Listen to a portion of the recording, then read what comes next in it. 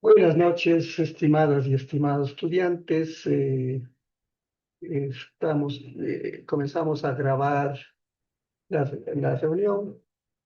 Eh, Me permito iniciar con algunas informaciones para que veamos cómo funciona el programa de las maestrías en general. Eh, la universidad, diríamos, debe tener más de 30 maestrías en diferentes campos en ingenierías, electrónica, robótica, psicología, antropología. En educación, pues existen también, creo que unas 4 maestrías, ¿no? Una es en innovaciones, otra es en tecnologías, otra creo que es en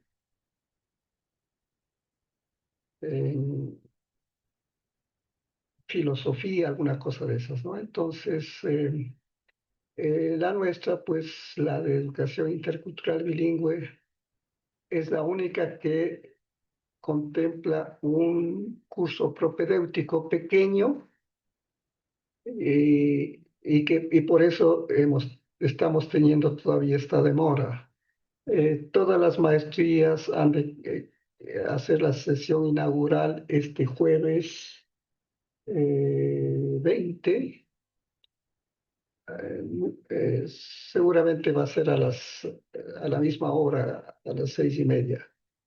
Es probable que pidan que asistamos también a eso, lo vamos a ver. Todavía no han comunicado nada porque al parecer, como son varias maestrías, están haciendo diferentes ajustes y también en algunos casos, también en la maestría de educación intercultural bilingüe, pues hay algunos compañeros que están recién matriculándose y entonces falta cancelar la primera cuota de algunos compañeros y entonces están en esos ajustes y para comenzar, pues evidentemente el jueves evidentemente no sería problema, pero en nuestro caso es por el curso propedéutico que nos reunimos a partir del día de hoy. Diríamos, no tenemos todavía un aula.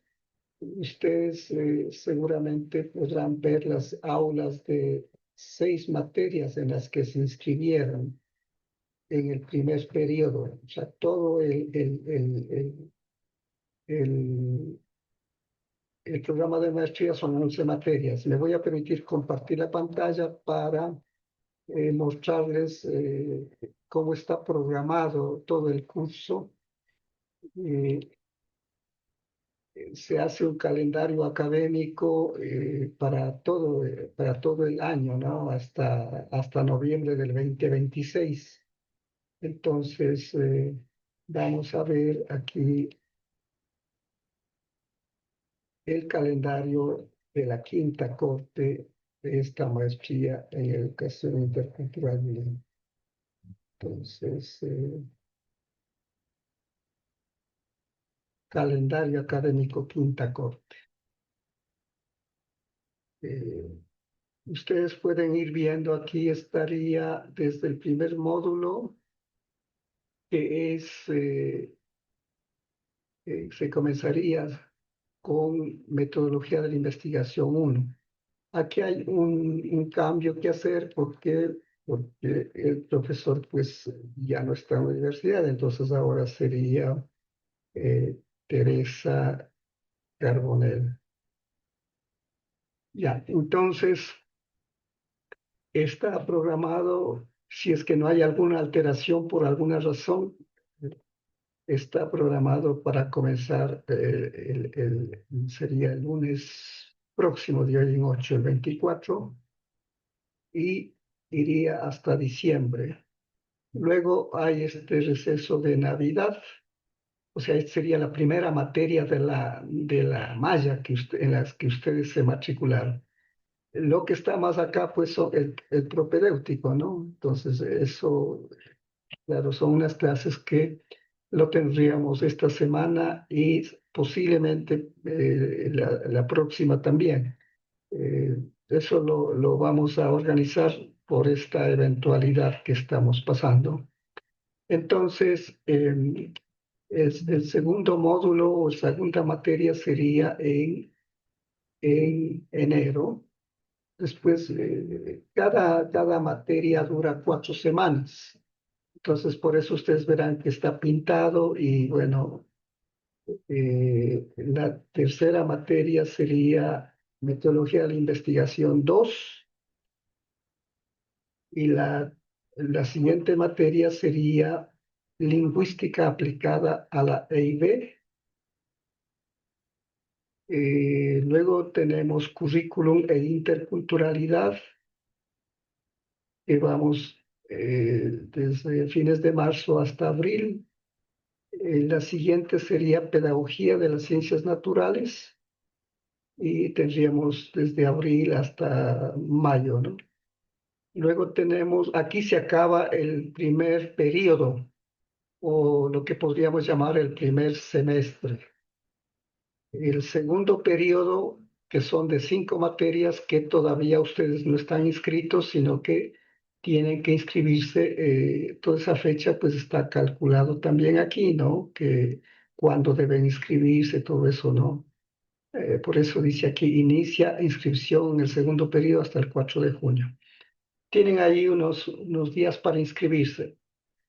Y entonces, sigue ya en el segundo periodo sería Pedagogía de las Matemáticas, Pedagogía de la Lengua 2, Pedagogía de las Ciencias Sociales, Pedagogía de la Lengua 1 y el taller de titulación que va hasta justamente el 24 de noviembre, o sea, exactamente al año de haber terminado.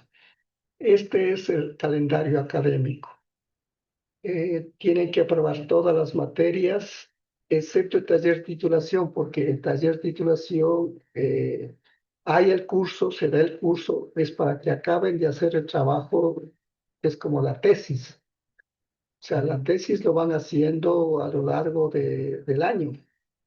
Comienza con la aprobación del tema, la asignación de los tutores, y luego ustedes van desarrollando la parte teórica, luego viene ya la elaboración de una propuesta metodológica y tecnológica avanzada, que así se llama la opción. Eh, y entonces, en este taller de titulación es para que lo que han venido trabajando con su tutor durante todos estos meses, o sea, paralelamente con las clases, eh, van trabajando lo que sería como la tesis. Aquí es exclusivamente para eso. Si no alcanzan a terminar hasta aquí, entonces se hace una prórroga, una primera prórroga, que eso no cuesta nada, y les dan unos meses más, y sería en este caso hasta los primeros meses del año 2027. Ahí se terminaría, diríamos, es lo ideal que todos, diríamos, hayan sustentado su trabajo. Si en algún caso excepcional, que a veces pasa, ¿no? Me ha pasado, no con muchos, pero unos pocos estudiantes que por alguna razón, entonces ahí sí hay que pagar una segunda prórroga, eso ya es a partir del mes de mayo, y entonces, pero hemos tratado de que siempre se gradúen,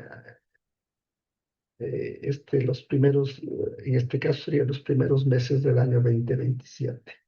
Entonces, ahí está el calendario, está, si hay algún pequeño cambio será aquí en esta primera materia por el asunto del propedéutico que estamos. Yo estoy esperando la autorización del vicerrector de Cuenca, para que también ustedes conozcan cómo está estructurado este programa de la maestría en educación intercultural bilingüe. Es en línea. Hay otras maestrías que son presenciales, hay otras que son con doble modalidad, que es que se llaman híbridas, que son presencial y en línea.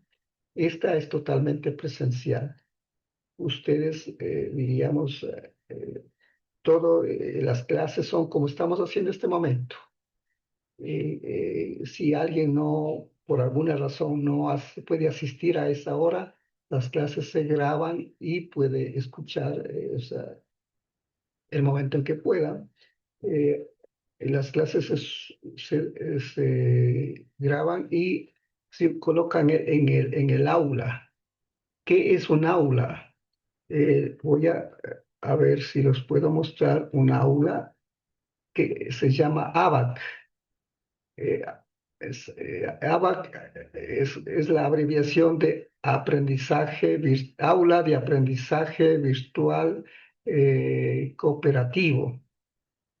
Aula virtual de aprendizaje cooperativo, eso significaba. Entonces, eh, voy a mostrarles una de el semestre pasado, digamos, de la cuarta corte, porque de la quinta todavía no están clonados. Las aulas deben estar apareceres, pero están vacías todavía. Entonces, eh,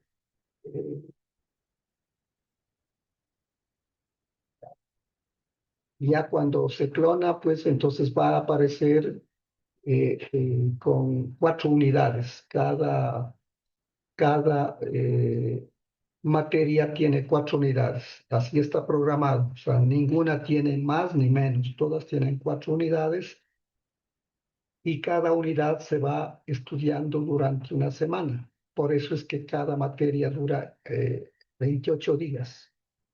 Y, y entonces, cada semana tienen también que presentar una tarea para eh, ir ya ganando los puntos para aprobar la materia. Cada unidad generalmente vale 15 puntos y por lo tanto, como son 4 unidades, serían 60 puntos y hay un examen al final del curso, de cada curso, y ese vale 40 puntos y con esos son 100 puntos, ¿no? Para aprobar la materia se requiere 70 puntos. Si alguien pues tiene alguna dificultad por alguna razón, entonces es necesario que a tiempo se contacte con su profesor, profesora y pueda, diríamos, ayudarle a arreglar. Estamos con algún problema en la conexión. Es posible que estos días están como oficialmente, formalmente comienzan el jueves, entonces que estén haciendo algún ajuste. Vamos a ver si más luego podemos lograr abrir un aula, diríamos, de alguna materia para que ustedes vean lo que es un aula virtual. Kevin ha levantado la mano, a ver, Kevin, adelante, diga. Buenas noches, licenciado. Eh, Mi pregunta es más que todo por las unidades, cómo se va a dar. Y no sé si estoy mal por esa parte o estoy entendiendo mal. Es de que, como dice, que tenemos 4 unidades cada materia. Entonces, digamos, tenemos clases un jueves o miércoles. Eso debemos enviar ya para el día domingo los deberes. Sí, así es. O sea, el profesor ya les pone la tarea. eh, Puede poner desde el día lunes, ¿no? Depende ya de los profesores y todo eso, ¿no? Ya también eso, cada Claro. profesor se organiza. Y bueno, con ustedes, porque lo que hago yo es agregarle al docente al chat. Ya, Perdona que el vicerrector me está llamando en este momento. ya. Aló, Vladimir. Y ya, claro, claro. Ahí pues quería ver si ya podía. Vamos a continuar, así que. El día de hoy lo que vamos a hacer es a ver un aula, diríamos, ¿no? Y luego veremos un tema ya de lo que es la semiótica aplicada.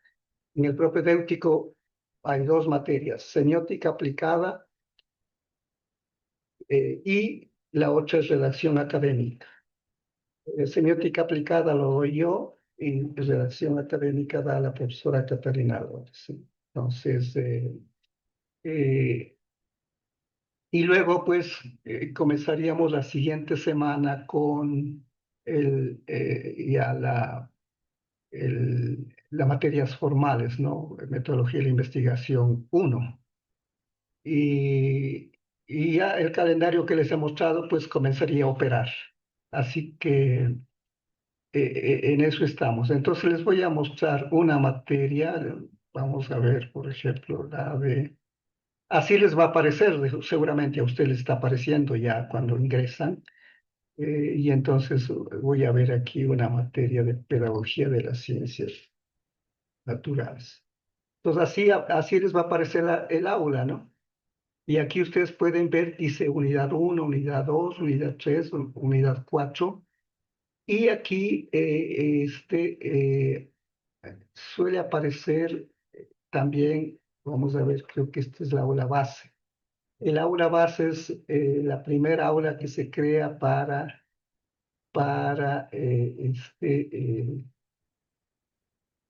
ahí poner todos los recursos y cada que hay una nueva corte se va clonando de allí. Entonces ustedes pueden ver aquí unidad uno, 2, 3 y 4 y aquí hay la evaluación final que es el examen. Y a veces algunos docentes, entre ellos yo, pues ponemos materiales adicionales. Normalmente en cada unidad, bueno, antes de la unidad hablaré algo de la introducción. La introducción es esta. En la introducción se suele poner el horario, por ejemplo, ya el docente lo pone tal día, de tal hora a tal hora, ¿no? También aquí suelen poner el link, o sea, en el caso cuando tengan clases conmigo, el link al que entraron ahora, hoy día, con ese link será para siempre, o sea, bueno, no podemos ir porque no hay nada para siempre, o sea, para toda la maestría, digamos, ¿no? Para todo el curso. Eh, ponen aquí, diríamos, alguna presentación, algunas cosas. Eh, y también ponen, es obligatorio poner la foto del docente, el correo, bueno, también todo esto de los títulos, de todo. Esto es, diríamos, de ley. O sea, no es que yo por vanidoso me he puesto así, no, es así hay que poner. Y esta imagen sirve porque también ustedes tienen que descargar cuando vayan a sustentar el trabajo de titulación, tienen que poner la foto de ustedes y también la foto del docente. Entonces, si el docente ha puesto aquí, pues entonces ya de aquí nada más lo descargan y lo ponen. Ya, esto es un aula y entonces veamos en la unidad uno. Entonces aquí, por ejemplo, está un video, lo que el profesor haya organizado, ¿no? Ya les digo, al momento de crearse la maestría, ya esto estuvo organizado. Y lo que en cada nueva corte, lo que se va es actualizando. El docente puede actualizar. O sea, el docente puede subir más materiales, quitar algunas cosas, lo que sea. Aquí, por ejemplo, está la clase grabada. A la primera clase, en la semana les dije tenemos dos clases. La primera clase se llama clase grabada, la segunda le llaman tutoría. En mi caso, casi ambas vienen a ser clases, ¿no? Y casi creo que todos los profesores lo hacen así. ¿Por qué? Porque en una clase no se alcanza a ver toda la temática de la unidad, pues, ¿no? Entonces, le, le- le- las dos clases serían, ¿no? Entonces, en este caso, lunes y miércoles. Pero puede haber algún docente que escoja darles clase martes y jueves, por ejemplo. O en algún caso extremo, miércoles y viernes. Generalmente los viernes no se hace, pero pudiera ser el caso. Eso es debido a que los docentes, pues, tienen clases en otras maestrías o en otras, también en la licenciatura. Yo también doy clases en la licenciatura. Y entonces, por ejemplo, yo tengo en la licenciatura los días martes y jueves. Entonces yo no puedo dar clase. Entonces yo doy lunes y miércoles. Y entonces los docentes, bueno, primero yo hago la planificación de todo el curso, digamos, ya poniendo qué días van a tener y eso les pongo en el WhatsApp. O sea, este WhatsApp del grupo nos va a acompañar durante todo el año, porque ahí se va poniendo la información, diríamos, sobre el calendario de clases de cada curso. O sea, el calendario general, ustedes ven que está allí. Puedo compartir eso también, pero el calendario ya de cada curso se va poniendo un poco, un par de días antes de que comience el curso. Y entonces se pone aquí el texto guía. Cada unidad tiene un texto principal que se llama el texto guía. Los docentes hemos planificado, en este caso, pues bueno, yo siempre actualizo al año 2025, ¿no? O 2026 cuando toque, ¿no? Este pues es del primer curso, o sea, del primer grupo, digamos, de la primera corte, dice, ¿no? Entonces, por eso es que está con el año 2022 y entonces, pero se actualiza, ¿no?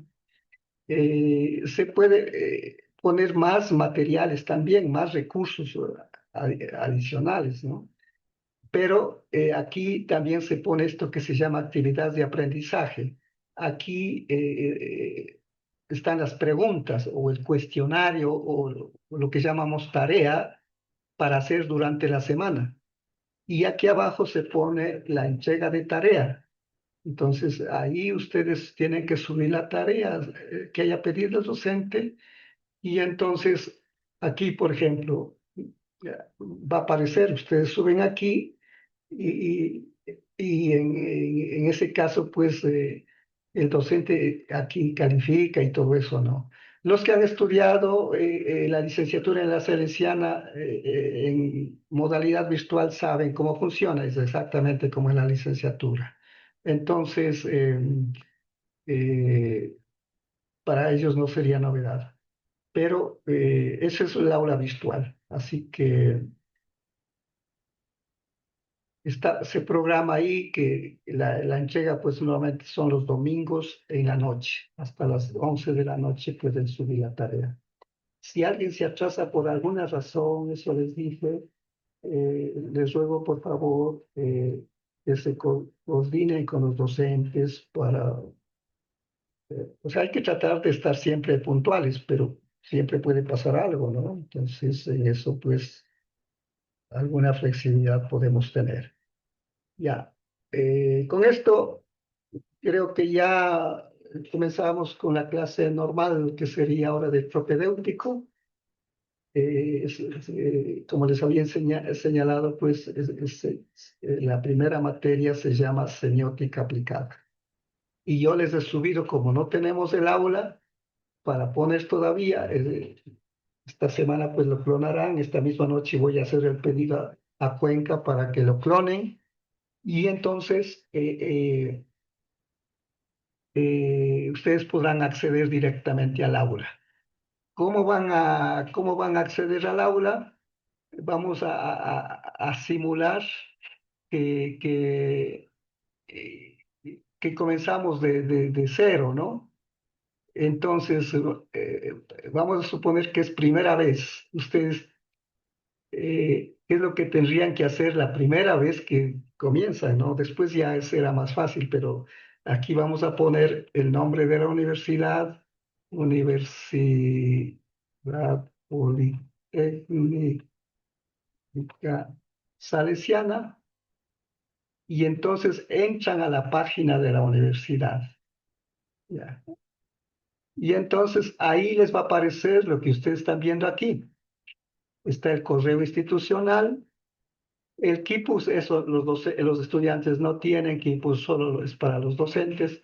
Y aquí donde dice iniciar sesión, si es que les aparece en inglés, porque puede aparecer en inglés, y entonces ahí les va a aparecer con estos nombres, ¿no? Email y login, pero ustedes pueden pasar al español.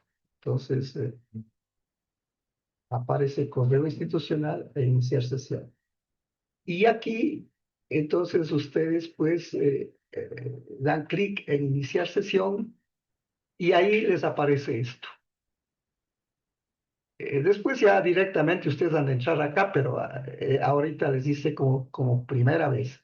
Y entonces aquí dan clic en este, dice Aulas Virtuales de Aprendizaje Cooperativo, que la sigla es ABAC, ¿no? Y aquí entran a sus aulas, que es lo que hicimos hace un momentito, ¿no?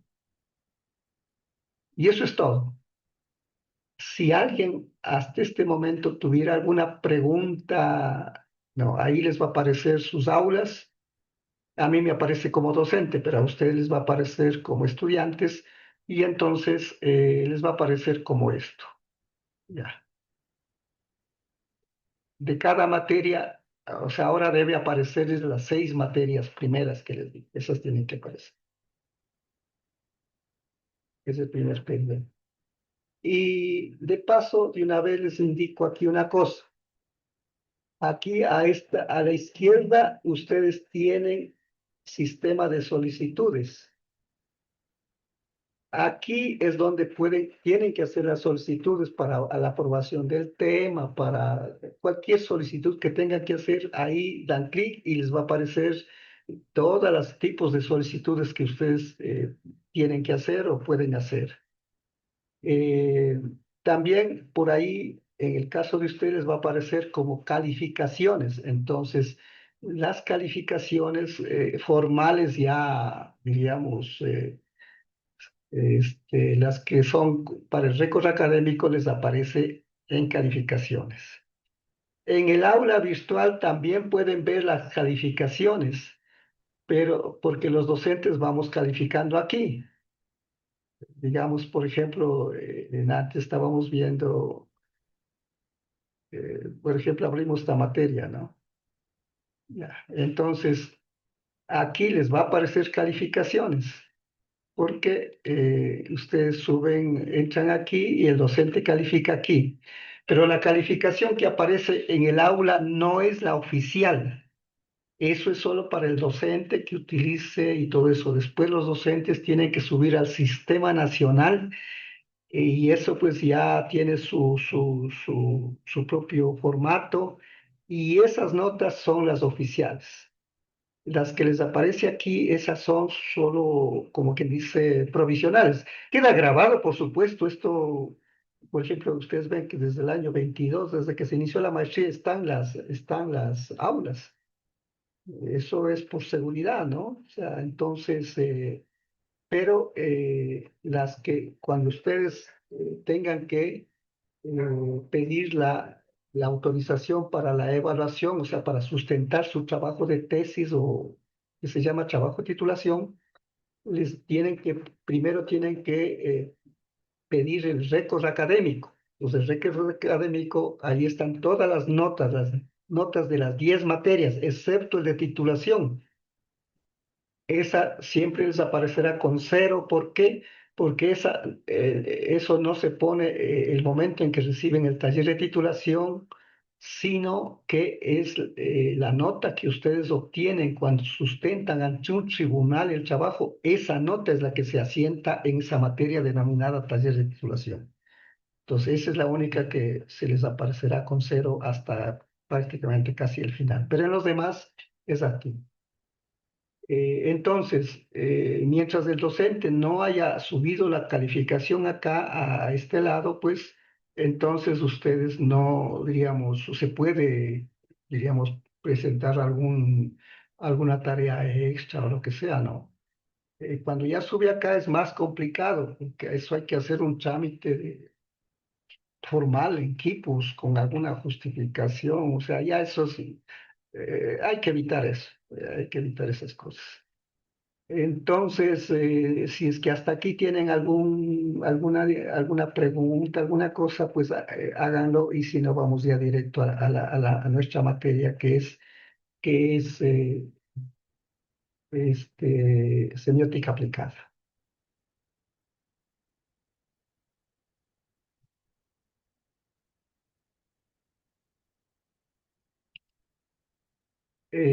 Una pregunta, ¿cómo está el audio y todo eso? ¿Están escuchando normalmente? Ashituta yachachi. Ya. Ashituta yachachi. Allí tú estás. Uyaripancho. Ajá, yo le escucho muy bien. Ña, ashituta yachachi. Neta ashituta masna yachakumashkuna. Kikinkunata ashituta nishpa napani chaypajipa ñukanisha nini mas yachachi.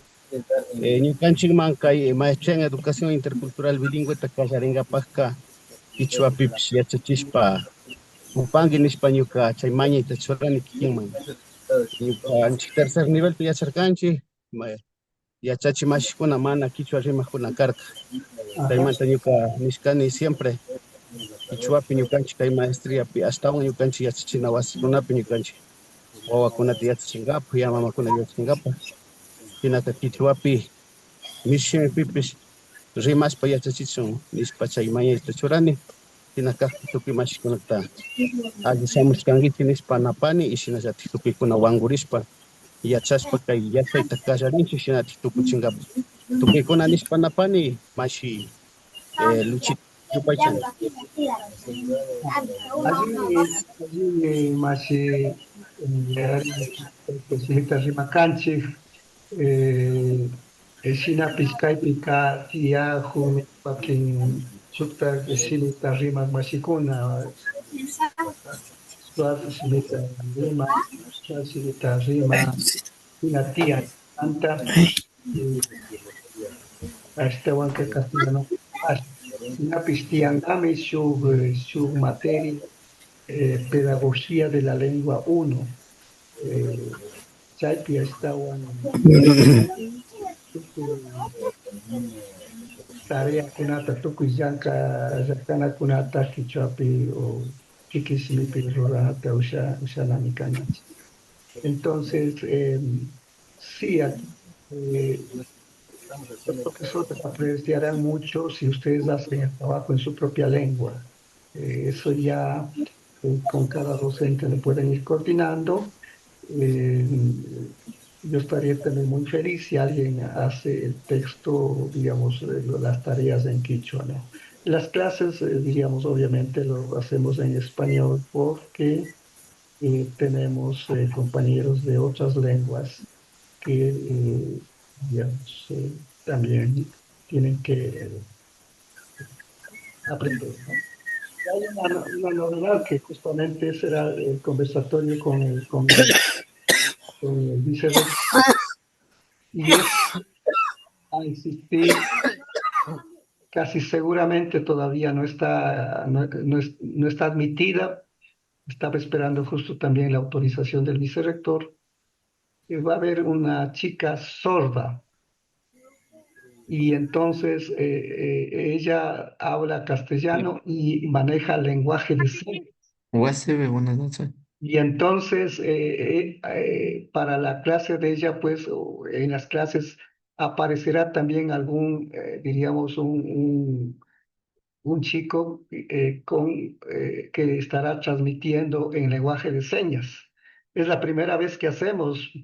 La estudiante, pues, es profesora de la Universidad Católica y en algún otro instituto también, y entonces le ha gustado esta maestría porque es la que tiene pedagogías de las matemáticas, las otras maestrías, pues, por ejemplo, hay una maestría en desarrollo del pensamiento, pero les dan más conceptos de sociología, de antropología educativa, eh, pero que no es propiamente pedagogía, ¿no? Es maestría en educación, ¿no? Pero esta es la única, y entonces al principio yo no me resistía a recibirla, ¿no? Pero ha insistido tanto ella y es algo excepcional. Para poder admitir a ella, pues yo acudí al consejo académico para que considere que el lenguaje de señas equivalga a la lengua indígena, porque no había otra manera, ¿no? Sí, entonces, eh, esa novedad vamos a tener, así que A usted no les va a afectar mayormente nada porque simplemente ustedes verán que junto al profesor que está dando clase estará una persona interpretando a señas, traduciendo a señas para que la chica pueda ir siguiendo la clase, ¿no? Así que al principio yo no, me resistí, pero porque todos ustedes hablan una lengua indígena.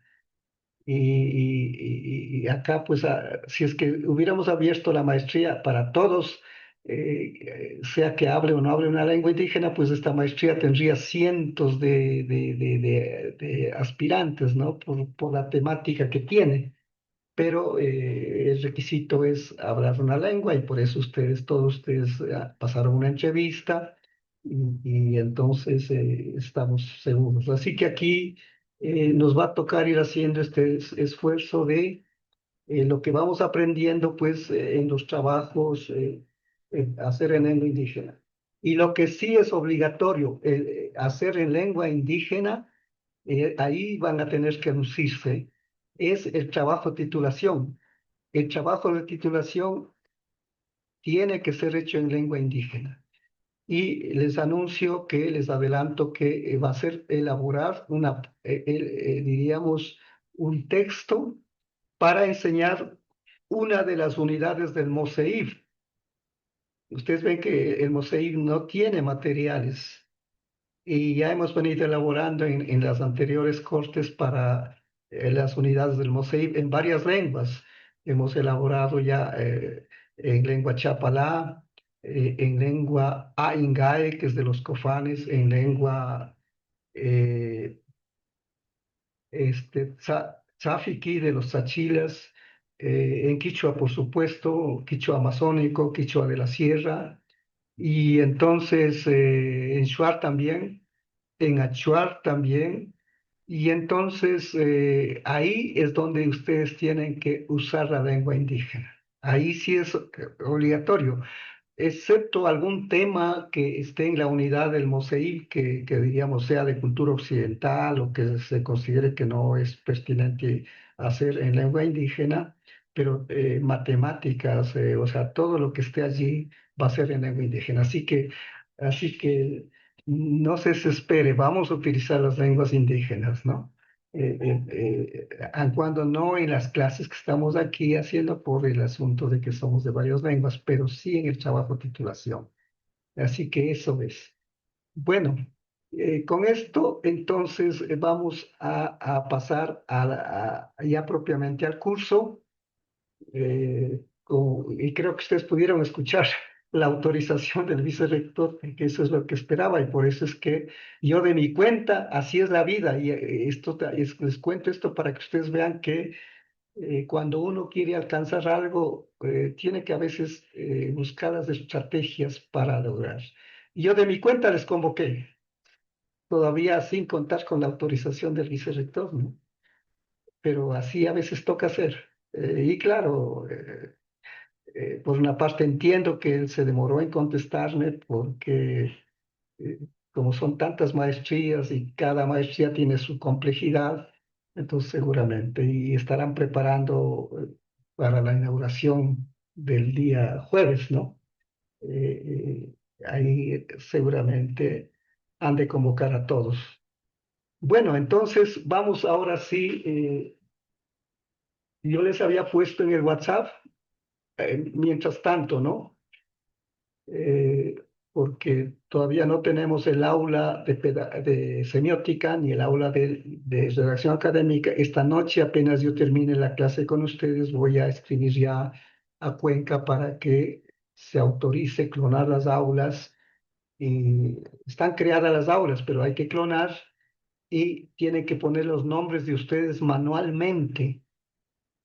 ¿Por qué? Porque esas aulas, o sea, las demás aulas se generan automáticamente, porque si ustedes se inscribieron en una materia, y ya con eso pues sale el nombre de todos ustedes allí, en cada una de las materias que se inscribieron.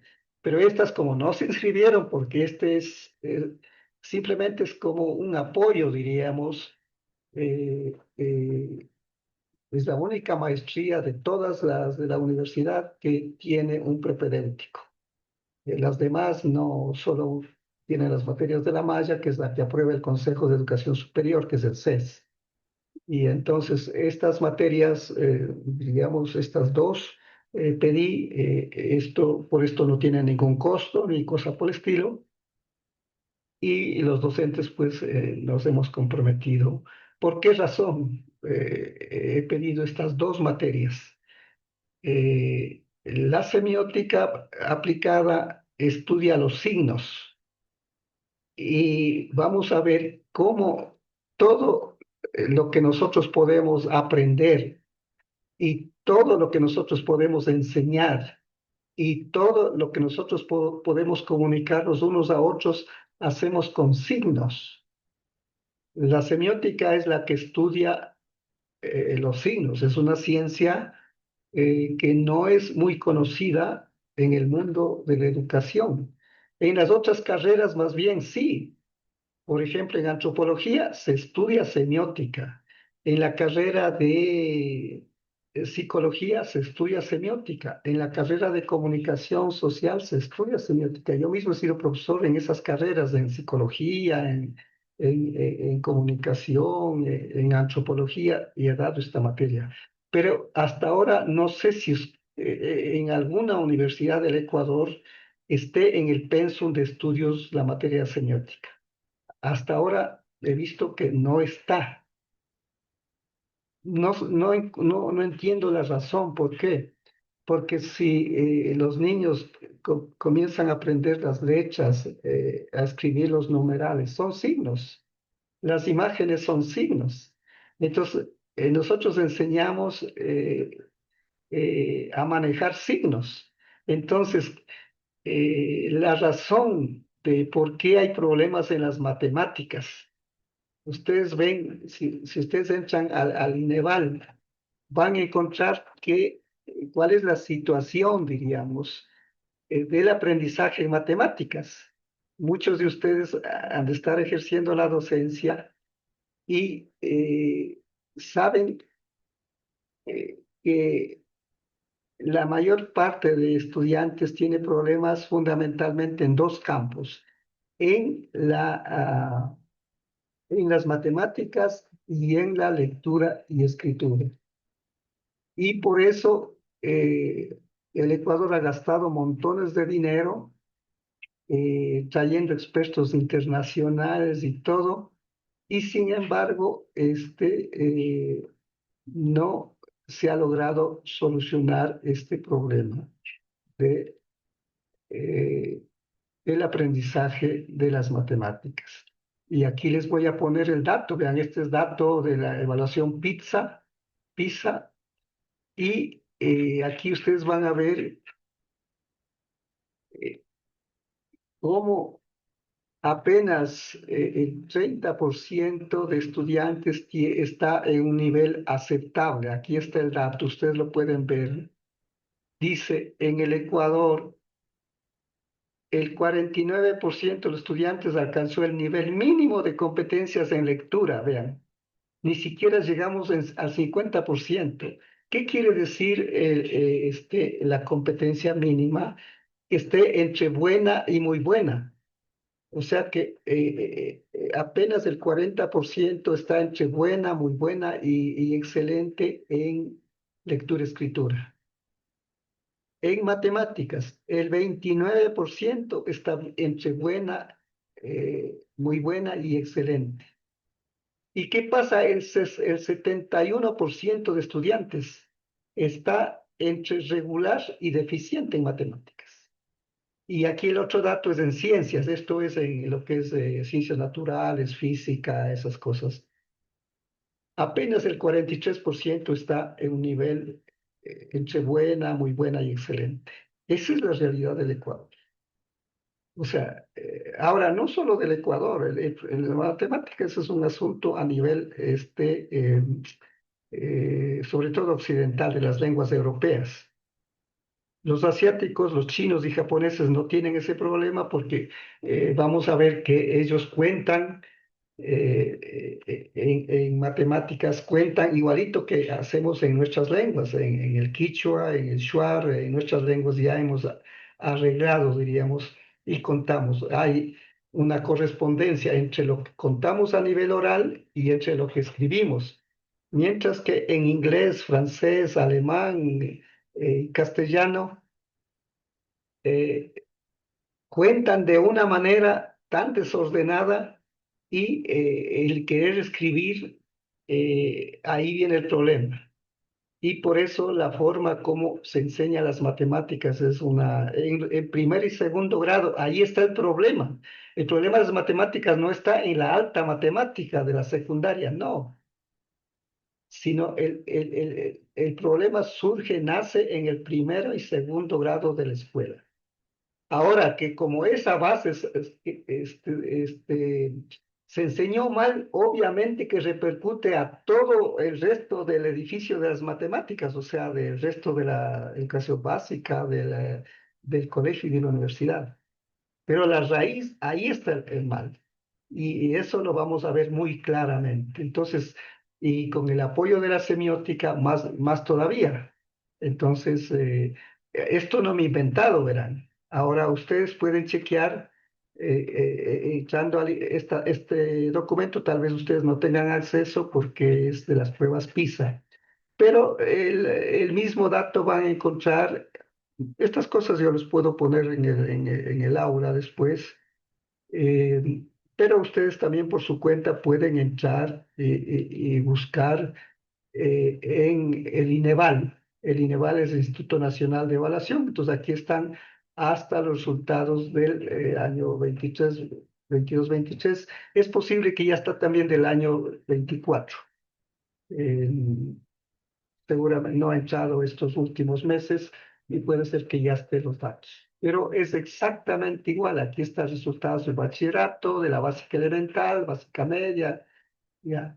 Entonces, eh, eh, la razón de por qué, la causa de por qué estamos así, no es porque las matemáticas sean difíciles. De hecho, la matemática es la ciencia más fácil de todita las ciencias, porque es creación humana. Y vamos a ver que en matemáticas solo hay una operación fundamental, no hay más. En la escuela a mí me decían que hay 4 operaciones fundamentales: suma, resta, multiplicación, división, pero no es así. Hay una sola operación fundamental que es el conteo. O sea, contar chiquichi, jimi, armenei, entiu, ewek, uhu, sengen, yarush, usumde, nawe chiquichi, nawe jimi, así, en shuar, ¿no? O en quichua, shug, ishka, kimsa, chusku, pichka, sukta, canchis, pusa, iskun, chunga, chunga, shub, chunga, ishka. Esa es la única operación que existe. La suma es contar para un lado, es conteo. La resta es conteo para el otro lado. La multiplicación es contar montones iguales. La división es restar montones iguales. La potenciación es multiplicar montones iguales. La radicación es dividir montones iguales. Eso es todo. Eso es el edificio de la matemática. Entonces, eso es lo que los profesores tendríamos que manejar, y los padres de familia y todos. ¿Y saben qué lenguas o sea, tienen más ventaja en esto? Son nuestras lenguas, el quichua, el shuar, igual. ¿Por qué? Porque nosotros, tal como contamos, escribimos, decimos, por ejemplo, en quichua, 10 y 1, en castellano sería 10 y 1. Chunga, shuk, chunga, ishka, chunga, kimsa, chunga, chusku. En shuar lo mismo sería Nawe chiquichi, nawe himna, nawe menente, nawe enchu, nawe euj, y así. Mientras que en castellano, ¿cómo cuentan? Deberían contar diciendo 10 y 1, 10 y 2, 10 y 3, 10 y 4, 10 y 5, 16, 17, 18, 19, 2, 10, 2, 10 y 1, 2, 10 y 2. Así deberían contar. Esa es la lógica matemática. Pero como tomaron de latín, y en el latín era un caos, entonces han heredado ese problema y por eso aparecen contando 11, 12, 13 que no tienen ninguna relación a nivel oral con el 10. O sea, el que sabe latín, bueno, podrá entender que 11 viene de unus, que es 1, y decem, que es 10, 1 y 10. Y el 12 viene de duo y decem, o sea, por abreviación, pues ha quedado como 12. Pero eso es que sabe latín, pues. Pero ni los profesores ni los niños saben latín, entonces aprenden de memoria. Y por eso es que les enseñan a escribir del 1 al 99, haciéndoles repetir del 1 al 10, después del 11 al 20, después del 21 al 30, y así una lástima. Ahí les enseñan a memorizar y aprender mecánicamente. Entonces, esa es la causa y que no, nadie sabe, porque al Ecuador han venido tantos expertos de distintos países del mundo, desde el 2010 hasta el 2017, que teníamos mucha plata en el Ecuador, porque el petróleo estaba a $120 el barril. Contrataron expertos, equipos enteros de 20, 30, vinieron de México, de Brasil, de Cuba, de Venezuela, de Colombia, de Chile, de Argentina, de España, a asesorar al Ministerio del Ecuador. Y no pudieron resolver, o sea, como yo trabajaba en el Ministerio de Educación, yo vi con mis ojos, o sea, no estoy contando lo que otros han dicho. Y estos no podían hacer nada, ¿por qué? Porque solo lo que trataban es de poner colores, de poner a hacer algún juego y nada más. Pero si quisieran componer la enseñanza de matemáticas, pues tendrían que acudir al quichua, al shuar, a nuestras lenguas indígenas. Esa es la razón. Esto ya le explicaré un poco después, ¿no? Entonces, la semiótica tiene importancia por eso. Entonces, para comprender, pues ustedes habrán visto que puse allí en el WhatsApp que nosotros enseñamos y aprendemos mediante signos. No hay otra manera. Eso lo vamos a ver, acordaránse, ¿no? Entonces, por eso la propuesta es aprender con conciencia cósmica, semiótica y lingüística. Miren, y aquí estoy utilizando este PowerPoint en 3 lenguas, ¿no? En quichua, en inglés y en español, de tal manera que pueden ir siguiendo en cualquiera de las lenguas, ¿no? Entonces, eh, la primera comprensión, cuando hablamos de conciencia cósmica, ¿qué es conciencia cósmica? La palabra conciencia viene de 2 palabras. De con, aquí está con, y ciencia. Se han juntado las 2 palabras y de ahí nació conciencia. En latín era con S y con C, por eso aparece conciencia. Y en inglés aparece con S y con C, aquí consciousness. ¿Por qué? Porque tomaron de latín, ¿no? Y la palabra ciencia, ¿qué significa la palabra ciencia?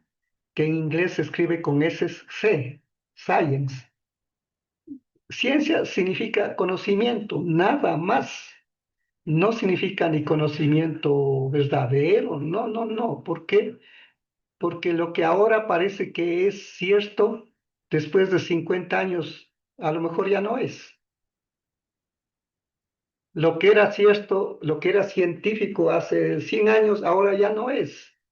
Ejemplo, hace 100 años trabajaban con los átomos, encontraron ya los átomos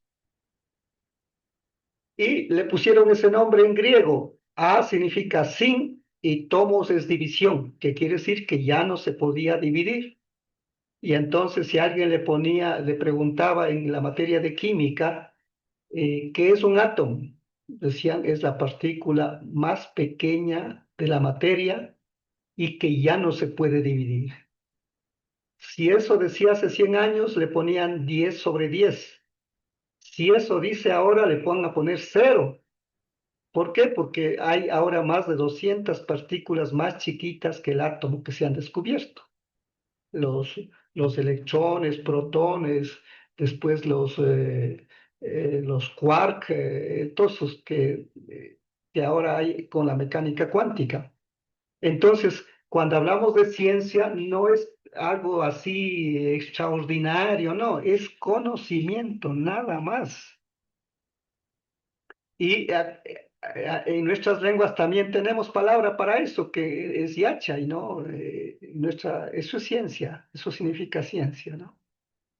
Hace 40 años, cuando comencé yo a trabajar en la Pontificia Universidad Católica del Ecuador, entonces todavía tenía yo cierto temor de poner ciencia indígena o de decir que hay ciencia quichua. ¿Por qué? Porque decían que solo los conocimientos occidentales, eso era ciencia, pero ahora ya es normal hablar de las ciencias indígenas, las ciencias ancestrales.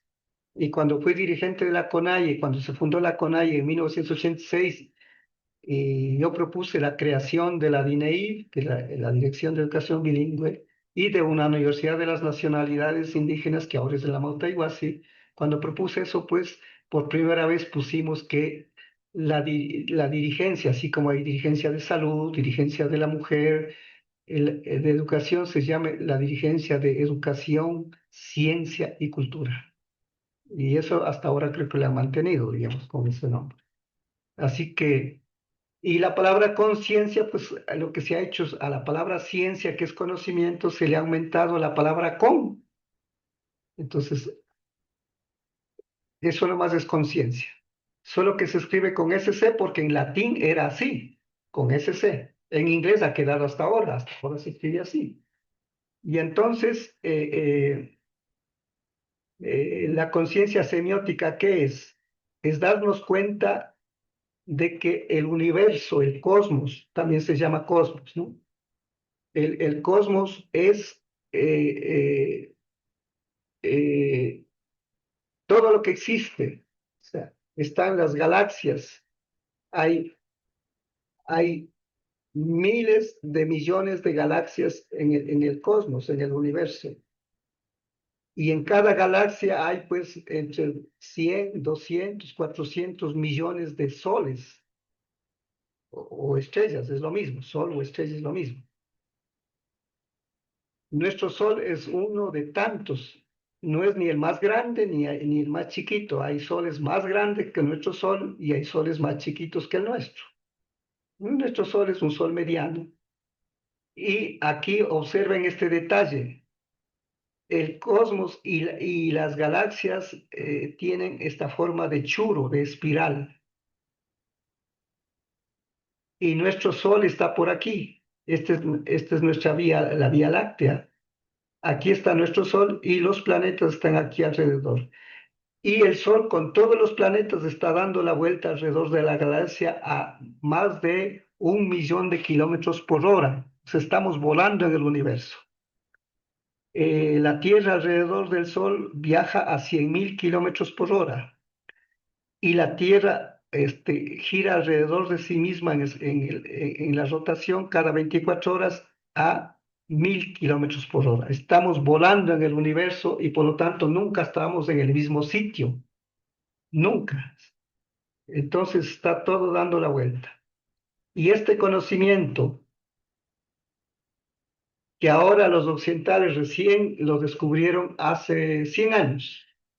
Hubo un sacerdote francés que descubrió que el cosmos está en expansión. Einstein descubrió que el tiempo y el espacio estaban integrados, que no estaban separados.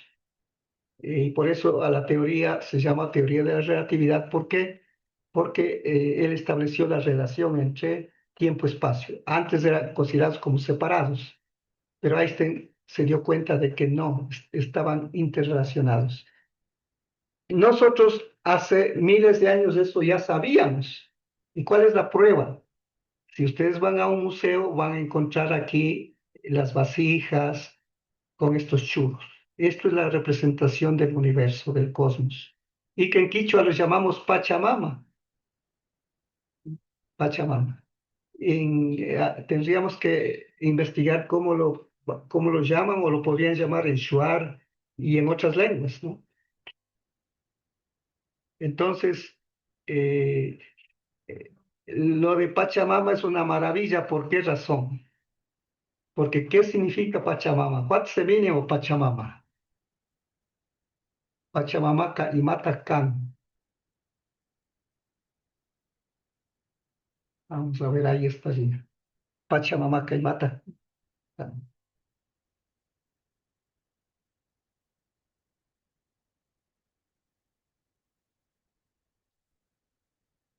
Pachamama significa espacio. Pachamama está compuesto de dos palabras, de Pacha y de Mama, ¿no? Pacha significa espacio, tiempo. Pacha es espacio, tiempo. O sea, lo que Einstein ya recién descubrió, nosotros ya teníamos en una sola palabra. Vean esa maravilla. En Occidente recién le juntan poniendo una raya para decir que es una sola cosa, una sola palabra. Nosotros ya teníamos eso en una sola palabra. Y mama, ¿qué significa? No es solo mamá, sino significa autopoiesis, es decir, que se genera, se forma por sí sola, sin la necesidad de que alguien le esté creando ni cosa por el estilo. Entonces, eso es el significado de Pachamama. Vean, por lo tanto, aquí está todas las teorías de la relatividad de Einstein, las teorías de la mecánica cuántica de los grandes físicos, de Heisenberg, de este sacerdote francés, que en este momento no sé, no me acuerdo el nombre, con él me parece que comienza. eh, Nosotros ya sabíamos. Y por eso está expresado en estos churros. Esta es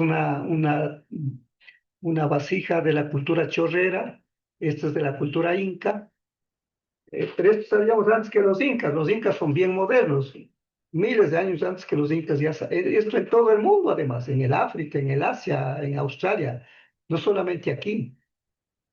Entonces, cuando vayan a los museos, ustedes van a observar signos. No solamente vayan a ver barros, piedras, sino signos. ¿Qué signos están allí? Ya, entonces, el tener conciencia semiótica significa que nosotros nos damos cuenta que los seres humanos somos una pequeña parte del cosmos. No somos los dueños de la naturaleza, no somos eh, los que tenemos a la naturaleza como objeto. No, la cultura occidental se fue por ese camino, sobre todo hace 300 años, y por eso crearon una tecnología contaminante. No toda, por supuesto, o sea, desde ahora quiero decir que en todas las culturas del mundo hay cosas positivas y hay cosas negativas. En la cultura occidental hay cosas positivas. Entonces, en nuestra cultura, en nuestras culturas hay cosas positivas, conocimientos positivos, valores positivos, pero también en todas las culturas hay problemas, hay cosas que no están bien. En nuestras culturas también. Entonces aquí no se trata de endiosar a las culturas indígenas, porque algunos mestizos sobre todo, tratando de considerarse que son muy avanzados, muy eh, ilustrados, han comenzado a endiosar a las culturas indígenas y a los indígenas. No, tenemos que en esto ser muy equilibrados. En todas las culturas del mundo hay cosas muy positivas, tecnologías muy positivas. Por ejemplo, esto del Internet, gracias a lo cual estamos ahorita, ustedes en su casa y yo también aquí en la universidad, estamos haciendo clase. Esto es algo bueno.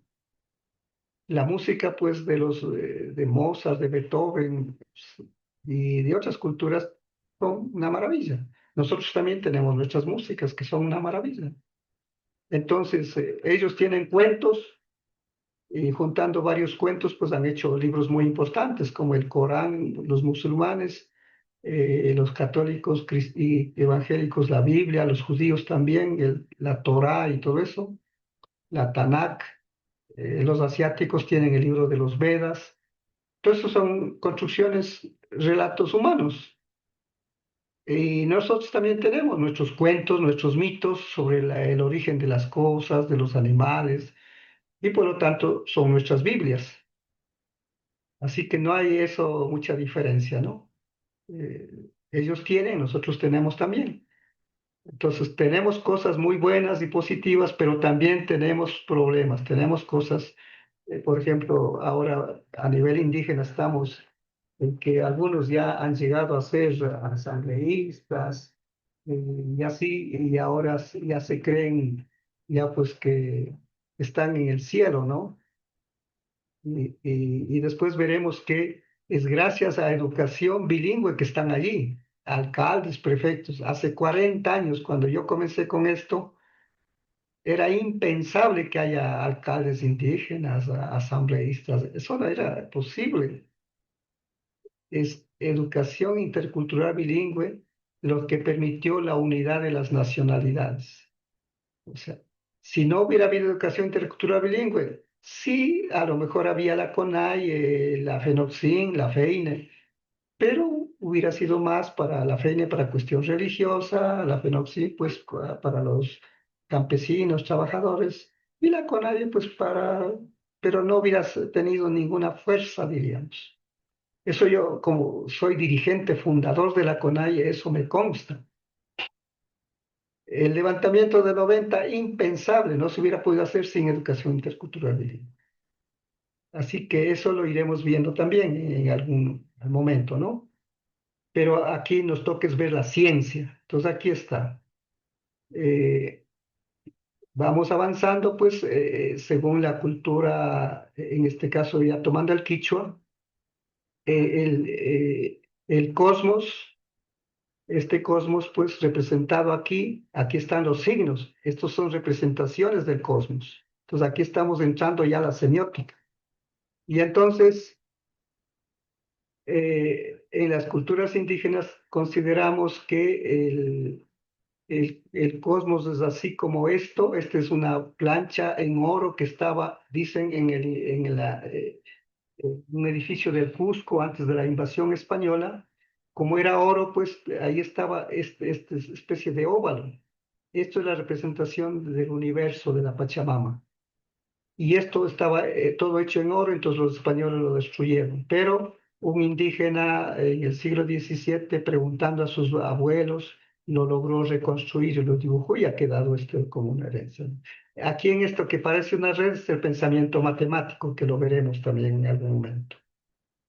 Y esto, observen esto que aquí está, este signo, todos estos son signos, entonces este signo está reproducido en Ingapirca.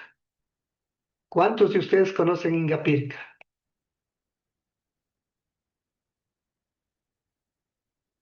A ver, ¿cuántos Yo no, conocen Ingapirca? ¿En dónde está Ingapirca? Sí, profe, está en la Cañar. provincia de Cañar. ¿En dónde? Cañar. En Cañar, ya. Ese, en el Perú hay construcciones más grandes, Machu Picchu, Sacsayhuamán y todo, pero ninguna de ellas tiene la forma que tiene Inca Pirca. Aquí está la cosmovisión, aquí están los tres pachas, o sea, este óvalo está compuesto de un círculo aquí, otro círculo en el medio y otro círculo acá abajo. Juntando esos tres círculos, o sea, ahí está lo que llamamos en quichua Jahuapacha, Caipacha, Ucupacha. Aquí está. Jahuapacha, Caipacha, Ucupacha. Ya. Jahuapacha, Caipacha, Ucupacha.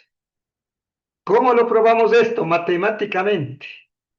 Desde aquí hasta acá, a lo largo tiene 36 metros y de ancho tiene 12 metros. Entonces eso significa que hay círculos de 12 metros de diámetro que están pegados uno con otro.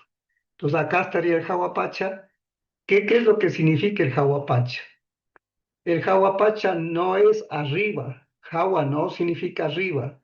Jahua significa, Jahua significa que está fuera. O sea, si aquí es la tierra, si mi puño fuera la tierra, todo lo que está fuera, pues está por acá, por acá, por acá, por donde quiera que esté, eso es Jahuapacha.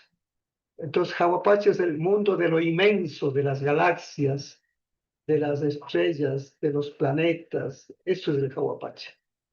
Y luego tenemos el Caipacha. El Caipacha es el mundo donde estamos ahorita este rato. Y aquí está, pues aquí seguramente, este es el Caipacha y aquí estaban para hacer los rituales y observatorios astronómicos y todo esto, ¿no? Acá adelante estaría el Jahuapacha y acá atrás está el Ucupacha, que no es el infierno, por si acaso. El Ucupacha es el mundo de lo interior, por eso es Uku. ¿Qué es Uku? Uku es adentro, Uku es interior. Es el mundo de lo pequeño, de los átomos, de las partículas, de la mecánica cuántica. Entonces, vean, ahí está nuestra ciencia. Y aquí podemos comparar las dos ciencias. Los occidentales están aquí y la ciencia nuestra está aquí, sobre el conocimiento del cosmos. Entonces, este dibujito, según la teoría occidental, pues todo lo que existe comenzó con el Big Bang hace 13.800 millones de años. De un punto explotó y se fue ensanchando. Ahora está ensanchándose, se están alejando. ¿Cuál es la prueba de esto? De que las galaxias que antes estaban aquí pegadas, cada año que pasa están más alejadas, están en todas las direcciones. Y ahí, por eso es la razón del churo. Los occidentales recién se dieron cuenta a partir de Einstein hace 100 años, 120 años. Nosotros ya sabíamos. Y la prueba es lo que les mostré las vasijas. Ahora, ellos piensan que algunos de los grandes, ¿no? Hablando de Hawking, de los grandes capos de la ciencia occidental, están sospechando que algún momento parece que va a contraerse otra vez, va a dejar de estar ensanchándose, expandiéndose y se va a concentrar en un punto. Y a esto le han llamado el Big Crunch. ¿Qué significa Big en inglés? Grande. Y Crunch es colapso, destrucción. Así como el Big Bang, Bang es explosión, porque de un punto explotó y salió, ¿no? Y se formó todo lo que existe, diríamos, galaxias, estrellas, planetas, soles, lunas y todo eso, ¿no? Nosotros consideramos aquí un Pachacutina. ¿Qué significa Pachacutina? Pacha es espacio y Cutina es volver. Pacha es espacio-tiempo, o sea, el cosmos. Antes pudo haber habido otro cosmos, antes que este. Entonces aquí, en este punto, se juntó para reordenarse. Y entonces aquí comenzó nuevito, diríamos, el universo hace 13.800 millones. En eso coincidimos con ellos, con los occidentales, y está expandiéndose, pero al vivir se va envejeciendo, se va desordenando, igual que todos nosotros. Nacemos y luego pues vamos envejeciendo. Entonces, todo el universo también no es estático, no está quieto. Entonces se va envejeciendo y se desordena completamente y entonces necesita volver a juntarse aquí, no porque sea un Big Crunch, no porque sea el fin del cosmos, no, no es el gran colapso, simplemente aquí se junta para reordenarse, reorganizarse, volver a tener armonía y volver a expandirse nuevamente. Luego otra vez se va a deteriorar, se va a envejecer y necesita otro Pachacutina. Y así puede estar indefinidamente. Antes pudo haber habido varios cosmos y paralelo a este puede haber varios cosmos. Entonces, aquí tenemos dos ciencias frente a frente. Aquí la ciencia occidental con todas sus universidades, con todos sus científicos, con todos sus físicos, astrofísicos, y aquí está nuestra ciencia. Así que ahí ustedes podrán ver quién está más adelante. Pleno siglo XXI. Entonces, en las escuelas, colegios y universidades tenemos que enseñar estas dos ciencias en forma complementaria. Ahora, los occidentales sí valen, lo que han estudiado ellos sí valen, ¿por qué? Porque tanteando, por ejemplo, este momento, las leyes que han descubierto para el mundo de lo inmenso, para estudiar las galaxias, esas leyes no sirven para estudiar el mundo de lo pequeño, de los átomos, de las partículas, no sirven, no empatan.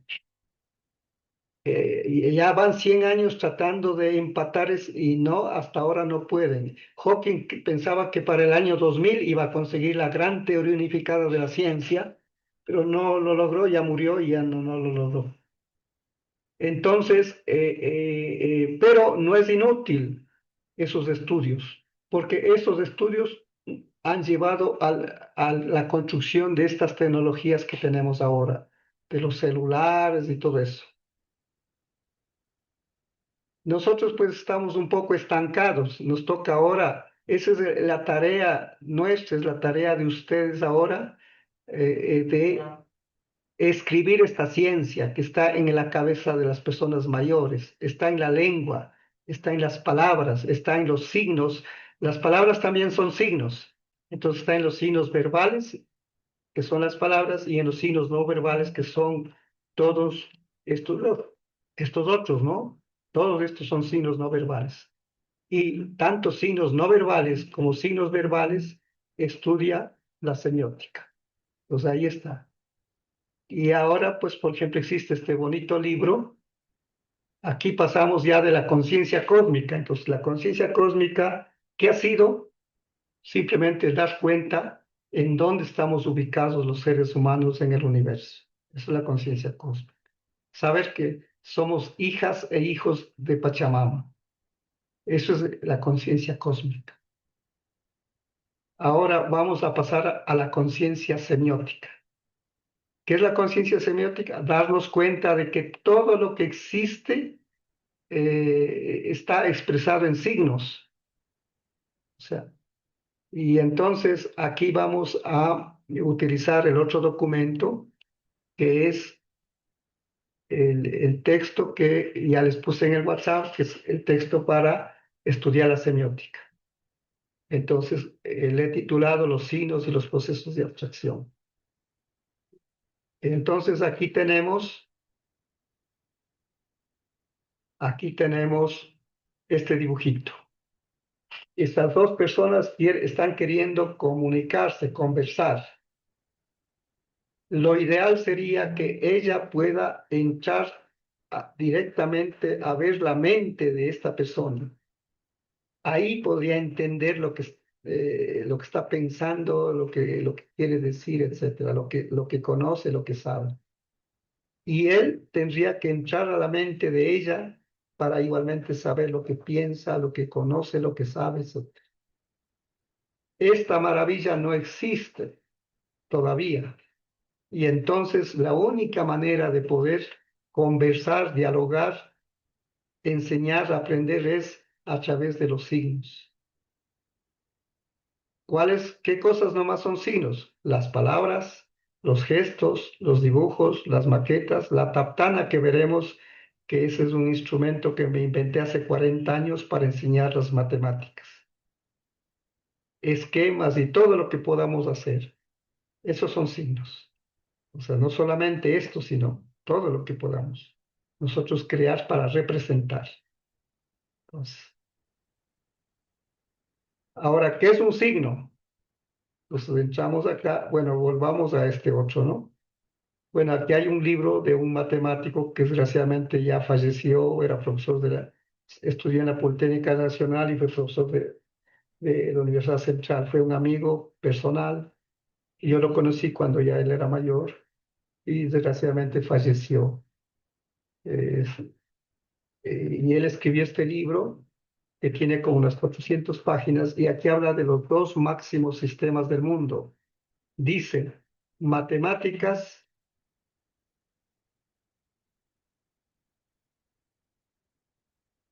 matemáticas del viejo y nuevo mundo. Pues eso lo veremos también. Así como en antes, pusimos frente a frente a la física, aquí es poner frente a frente los dos pensamientos matemáticos. El nuestro es más concreto y el de los occidentales es más abstracto, pero no quiere decir que el uno sea mejor que el otro, no. Ambos valen, pero tienen un origen distinto. El pensamiento matemático occidental está basado en el punto, que es la máxima abstracción, porque el punto ya no tiene dimensiones, no tiene nada, es una idea, nada más, idea matemática. Nosotros, en cambio, basamos en el cuadrado, que eso es algo concreto. Y utilizando el cuadrado y el círculo, aquí, como en esto, aquí tenemos un cuadrado y luego cogemos la diagonal de este y vamos poniendo una circunferencia. Encima de la circunferencia ponemos otro cuadrado más grande. Encima de este cuadrado, pues, va otra circunferencia y así construimos la matemática de lo inmenso, diríamos, ¿no? También podemos construir la matemática de lo pequeño. En cambio, ahí hacemos al revés. En un círculo vamos inscribiendo, o sea, poniendo dentro un cuadrado, luego dentro de este cuadrado ponemos un círculo, dentro de ese círculo cuadrado más chiquito y así. Y entonces observen este cuadrado pequeño, ya. Con eso tenemos este dibujo, ¿no? Aquí comenzamos con el cuadrado chiquito y vamos, ¿no? Aquí se han quitado los círculos y entonces tenemos este esquema. Y con este esquema están creadas las pirámides. Las pirámides que podemos ver en Centroamérica, en el Perú, son así. Ustedes observen, este cuadrado chiquito que está arriba, encima en la cumbre, es este primer cuadrado que está aquí, o sea, este. Y el último cuadrado, el que está más afuera, ese es el que está en la base. Entonces, los occidentales, con su pensamiento matemático, crearon también pirámides, son las pirámides de Egipto. Esas no son con gradas. Observen ustedes, no lo tengo aquí, pero esas no son con gradas. Ambas pirámides han pasado miles de años. Por lo tanto, ambos pensamientos matemáticos sirven. Y, y ¿qué es lo que hay que hacer ahora? Complementarlos, juntarnos, aprender el pensamiento matemático occidental y aprender el pensamiento matemático nuestro. Y complementarlos. Y eso es parte de la interculturalidad. Ahora, aquí para nosotros indígenas tenemos un pequeño problema, que para nosotros explicar esto a los occidentales, tenemos que nuestra matemática ponerlo en fórmulas abstractas, o sea, tenemos que ponerlos en el lenguaje matemático de ellos, por ejemplo, aquí con estas fórmulas, para poder explicarles a ellos. Nosotros no necesitábamos esto porque simplemente lo hacíamos. Cogíamos un cuadrado y lo íbamos poniendo allí, entonces no necesitábamos poner las fórmulas. Y así están construidas las casas antiguas, las chocitas están hechas con este pensamiento matemático. Las casas Shuar, que son una maravilla, las casas Achuar, que son una maravilla, están hechos con este pensamiento matemático. Ahí está la matemática. Entonces, ahora, los conocimientos que tenemos, que están en nuestros mayores, en el cerebro de las personas analfabetas, nos toca poner en el lenguaje occidental. Esa es la tarea que nos toca. Ya.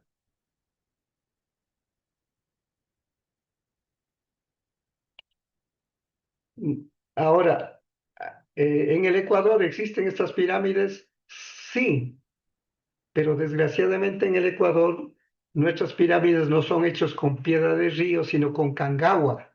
Y la cangagua, pues, con la lluvia y el viento puede deteriorarse. Entonces, por eso, o sea, existen muchísimas pirámides en todo el Ecuador, pero no los podemos destapar por el costo y además, si es que los destapamos, se van a destruir con la lluvia y el viento. Pero si van a Cochasquí, ahí lo van a poder porque lo tienen ahí con una cubierta y todo eso. Ahí lo van a poder ver este tipo de pirámides. Así que aquí sí teníamos también esto. Ahora, lo curioso es que esta matemática que está aquí no se hace con enteros. O sea, los enteros sí entran, ¿no? O sea, uno, dos, tres podemos ir contando. Pero cuando queremos dividir esto de acá arriba para esto de acá abajo, no podemos hacer con enteros, sino solo con fracciones. Y por eso esta matemática se llama matemática fractal. Fractal viene de fracciones porque fractus en latín significa romper, pedazo, ¿no? Fraccionar, de hecho, ser pedazos, ¿no? Entonces, nuestra matemática es fractal. Los occidentales recién en 1995, o sea, exactamente hace 50 años, un señor, un gran matemático francés, Mandelbrot, descubrió para ellos la matemática fractal y con eso están mejorando la tecnología de los celulares y todo eso, ¿no? Eso no se hace con matemáticas enteras, con enteros, sino con matemáticas fraccionales. Así que ahí estamos. Esto no vamos a ver para otro día. Les enseñaré a contar en chino, digamos en japonés, para que vean cómo el japonés con el quichua, el shuar son idénticos en el pensamiento. Y por eso es que ellos, cogiendo su matemática, su propia cultura, su propia matemática, y luego espiando a la tecnología de los occidentales, ellos iban a espiar cómo hacían los motores, esa cosa, pero con su pensamiento matemático, eh, de lo que estaban hace unos 80 años, pues en la total ruina por la Segunda Guerra Mundial, el Japón quedó totalmente destrozado. Ahora pues ustedes ven que la tecnología que tienen, las computadoras, los chips, todo eso. ¿Con qué pensamiento matemático está hecho? Con la propia de ellos, que es contar igualito. Vean, ellos contaban ich, ni, san, shi, go, o sea, cogemos la mano, ¿no? Ich, ni, san, shi, go, roque, si, chi, hachi, que. Y para decir el 10, ye. Y a partir de ahí solo van combinando. Entonces ahí van a decir ye, ich, o sea, aquí van a decir ye, para el 11 sería ye, y con el ich, que es uno, ya estaría. Para el 12, ye ni, ye sam, ye shi, ye go. Y con eso, con 13 palabras, podemos aprender a contar en japonés en menos de 10 minutos, hasta por millones. Mientras que el castellano, el inglés, el francés son una lástima. Ahí está la causa. Entonces, esto es imposible que los expertos europeos, a quienes pagamos una millonada, que fueron contratados durante los gobiernos del año 2010 a 2017, pagamos una millonada, cientos de millones de dólares. O sea, se gastó en educación, sí, pero pagando a esta gente que no hizo nada. ¿Y qué ha pasado?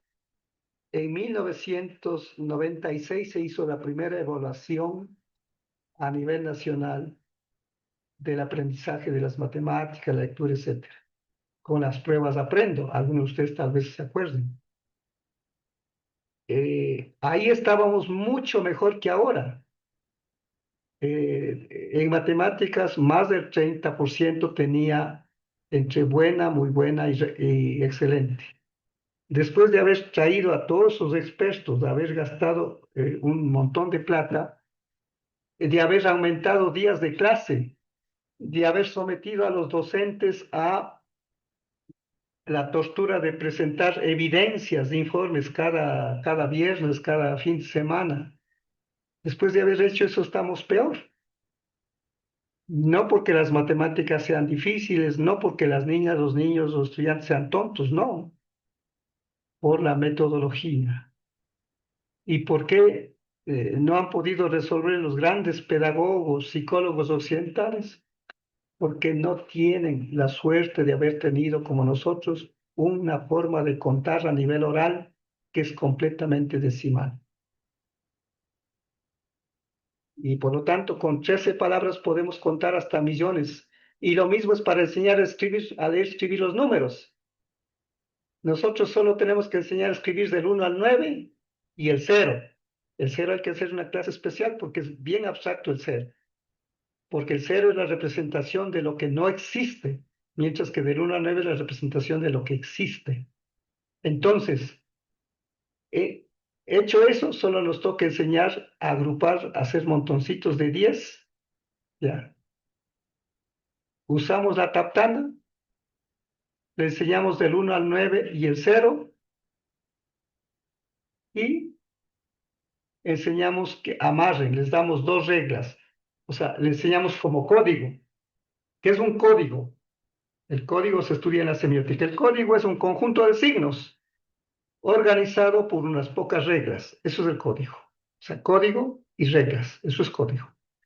¿Cuál es el código aquí para el sistema decimal? De que cada que tengo 10 palillos, amarro y hago un amarrado de 10. Y los sueltos quedan afuera, ¿no? Y entonces esa es la primera regla. La segunda regla que está aquí es que los amarrados le pongo a la izquierda y los sueltos a la derecha. Se pudo haber hecho al revés, se pudo haber acordado que los amarrados vayan arriba y los sueltos abajo, como es la escritura de los mayas. Pero se ha acordado que vayan a la izquierda los amarrados, y mientras más grande, por ejemplo, juntando 10 amarrados de 10 a un amarrado más grande de 100 y lo pongo más a la izquierda y lo suelto a la derecha. Hecho esto, el niño, como ya sabe escribir del 1 al 9 y el 0, ¿podrá escribir esto solito? Sí, basta que le dé una muestra. Aquí le digo, bueno, 10 y 3, o sea, chunga kimsa, nauer meneit.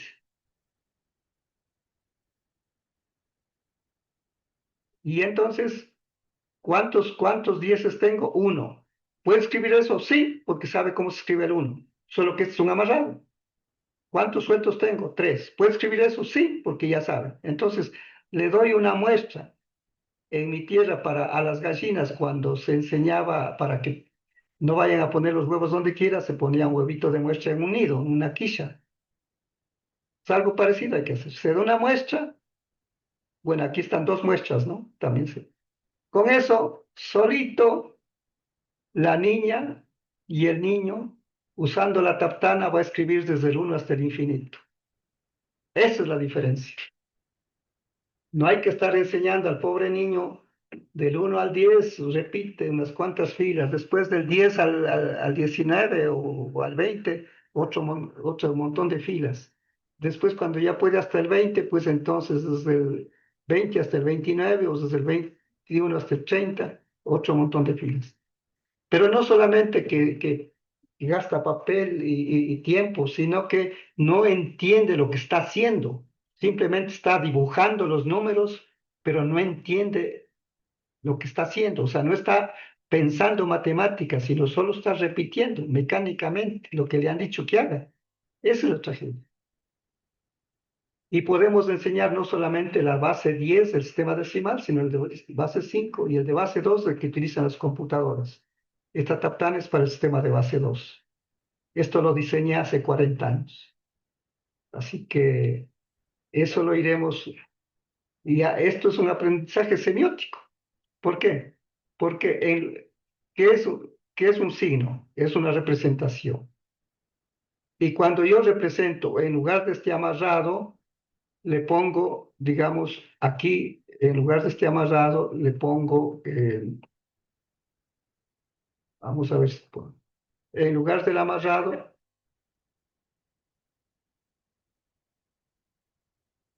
vamos a revisar un poquito. En lugar de este amarrado que está aquí, pues en un amarrado le pongo aquí.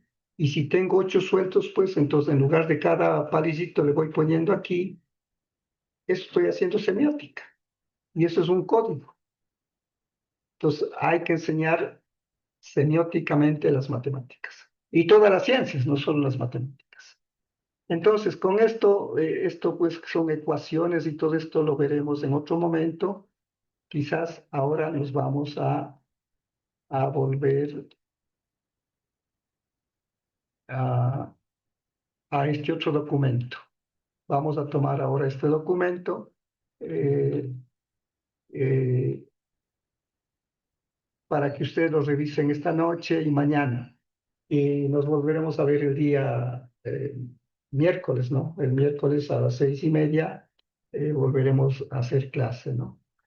Eh, creo que la redacción académica, creo que la profesora va a preferir dar el jueves y viernes por una razón, porque ella tiene clases los lunes y miércoles y creo que el martes también en la licenciatura.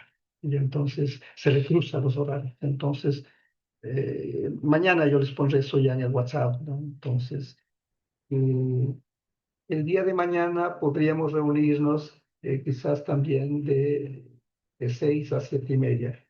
Yo tengo clase a las 5, a las 6 y luego también a las 7:30 otra clase. Entonces, veremos para poder un poco igualarnos, porque lo ideal hubiera sido comenzar la semana que pasó, pero por esta situación, ustedes ven, mientras el vicerrector no me llamaba y no me autorizaba, pues no podíamos comenzar, ¿no? En parte era porque algunos compañeros todavía están recién matriculándose, todavía no han pagado la primera cuota y cosas así, pero ya, pues usted creo que le pudieron escuchar, inclusive no había cerrado el micrófono y entonces ya oficialmente pues estamos comenzando con la maestría. Así que a ver, creo que Raimundo me ha pedido la palabra. A ver, adelante Raimundo. Gracias por su intervención, su participación. Muy buenas noches, doctor y compañeros. Más que todo, quisiera preguntarle en este aspecto de la semiótica aplicada. El día miércoles vamos a tener un avance, después de esto vamos a tener un deber, se podría decirse. Sí vamos a hacer, pero les digo, ustedes son personas adultas, ¿no? O sea, el puntaje de esta materia nos sirve internamente, pero eso no sirve para el cómputo, para el promedio de las demás, como son las otras materias, ¿no? Entonces, sí, yo les voy a poner en el WhatsApp la tareita que tienen que hacer, eh, una cuestión más de reflexión que eso, ¿no? Así que eh, sí hemos de hacer. Pero ya les digo, no se preocupen tanto, porque además también es posible que mañana se junten algunas personas más. La chica ciega, espero que mañana ya esté, porque sí les voy a pedir que mañana también hagamos clase de 6 a 7:30. Pues esta semana para compensar un poco, ¿no? Y entonces tendríamos los 3 días seguidos. Y el día,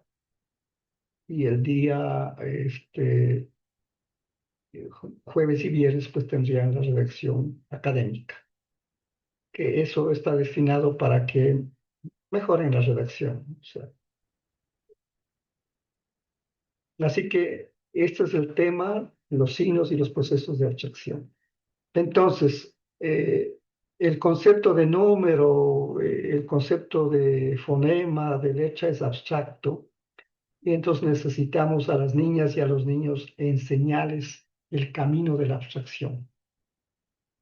O sea, el abstracto no es que sea malo, no, el abstracto, o sea, para poder hacer esta maravilla que acabamos de ver aquí, de que con 10 signos apenas, ¿no?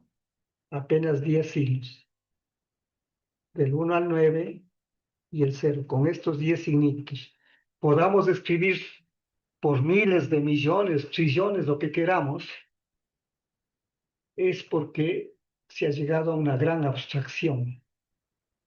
O sea, se ha llegado a establecer un código con 10 signos y 2 reglas. Todo código tiene signos y reglas. Entonces, con 10 signos y 2 reglitas podemos escribir por miles de millones. Y también decimales y fracciones y toda esa cosa. Eh, es gracias a que se ha llegado a un alto nivel de abstracción. Lo abstracto es lo contrario de lo concreto. ¿Qué significa abstracto? Abstracto significa que yo capturo todo lo que está fuera de mí y lo llevo a mi mente. Ab significa acá y abstracto significa traer en latín. Entonces, abstracto significa que lo que yo puedo capturar con los ojos, con los oídos, con el tacto, con el olfato y con el gusto, lo llevo a la mente. Eso es hacer abstracción. Y por eso es que a las niñas y a los niños que tienen pocos años, que les llaman inicial 1, inicial 2 en la modalidad hispana y que en educación intercultural bilingüe les llamamos el EIFC, Educación Infantil Familiar Comunitaria, hay que enseñarles a que pongan atención, que distingan cosas con todos los 5 sentidos. Estos últimos tiempos me he puesto atención, antes pues yo veía a los gatos y no ponía mucha atención. Entonces, en mi casa, por coincidencia, de ahora tengo 4 gatos y 2 gatos llegaron hace poco tiempo de 2 días. La mamá gata se había muerto y entonces una señora desesperada pues nos pidió que podamos recibirles y criarles. Son como niños, ¿no? El juego y todo eso. Pero lo interesante que he visto, no solo en los pequeños, en los gatos grandes, porque tengo 4 gatos ahora. La una fue encontrada en la calle y la otra fue, igual nos regalaron. Cada cosa que aparece en la casa, cualquier cosa que sea una fruta, un libro, lo que sea, lo toca con su boca, le toca con la mano. O sea, eso es lo que tenemos que hacer con los niños, que prueben las cosas. Lo único que hay que hacer es que las cosas estén limpias, porque si los niños tocan pues con algo que está sucio, pues se van a enfermar. Y ustedes observarán por qué es que los niños, eh, cuando son bien pequeñitos, todos llevan a la boca, porque están investigando, están investigando. Y ahora veo que no solamente son los niños, los gatos igualito, y los perros y todos los animales hacen eso. Entonces eso tenemos que ahora nosotros con conciencia, o sea, ¿qué es con conciencia? Dándonos cuenta. Con conocimiento significa conciencia. Con conocimiento de causa, tenemos que practicar en nuestros centros educativos. Sean niños pequeños, desde que están en el vientre materno, hasta los que estamos ya cerca de ya en la vejez y cerca de la muerte inclusive, ¿no? Entonces, ahí estamos haciendo semiótica. Por eso se llama semiótica aplicada, aplicada para la educación. Porque los comunicadores, por ejemplo, ¿por qué estudian semiótica? Los periodistas, todo eso, porque tienen que ver los signos, los gestos de la gente para poder interpretar y hacer la noticia, ¿no? Eh, los policías para investigar tienen que utilizar igual signos, ¿no? Un choque, lo que sea, para ver quién ha tenido la culpa, qué sé yo. Entonces ahí, ¿en qué va a haber? En signos, que son palabras, por eso preguntan, pero también en los signos no verbales, cómo se ha resbalado el auto, en qué dirección ha quedado, todos esos son signos. Signos son colores, olores, sabores, todos son signos. O sea, vivimos en un mar de signos. Y aquí de una vez les doy una idea que les va a desconcertar. Pero les pregunto, para llegar a eso, les pregunto, ¿será que los signos son representaciones? O sea, si me piden una definición de qué es un signo, que le definen una palabra, sería la palabra representación. ¿Qué es una representación? Un sustituto. Sí, un reemplazo de algo, de alguna cosa.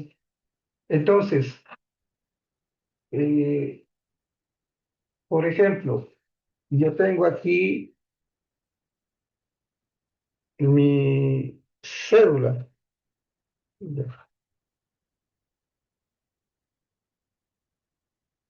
La cédula es la que me representa a mí. Ya. Esto, esto es un signo. Esto me representa a mí. Pero aquí es la pregunta. Los signos serán una representación perfecta, igualita a la que yo soy. O sea, este signo será igualito a lo que yo soy. ¿Qué les parece? No totalmente, doctor Montaluisa. Quizás solo hasta cierto, relativamente, no de manera total. Ajá, muy bien. Solo representa alguna cosita de mí. ¿Qué representará? Su información general, sus datos, su estado civil, lugar de nacimiento. Ya, muy bien. También la foto, no exactamente la que estoy ahora, porque ahora ya estoy más viejo, ¿no? Que saqué hace más de un año. Ya, este es un signo. Todo signo es así. Nunca un signo representa exactamente a la realidad tal como es. Nunca. Un signo siempre será una representación de algún aspecto, algún detalle, como decía Cristian. Nada más. Por lo tanto, los signos son una representación pobre. ¿Por qué? Esto no va a sentir, esto no puede hablar, esto no va a sentir. Si yo le voto, pues no va a sentir. Si a mí me votan, pues o sea, voy a sentir dolor. Si a mí me hablan, voy a sentir también un sufrimiento. A esto puede hacer lo que sea, no siente. Entonces, quédense con esto grabado y quizás sería el aprendizaje de esta noche, que los signos son representaciones imperfectas de la realidad.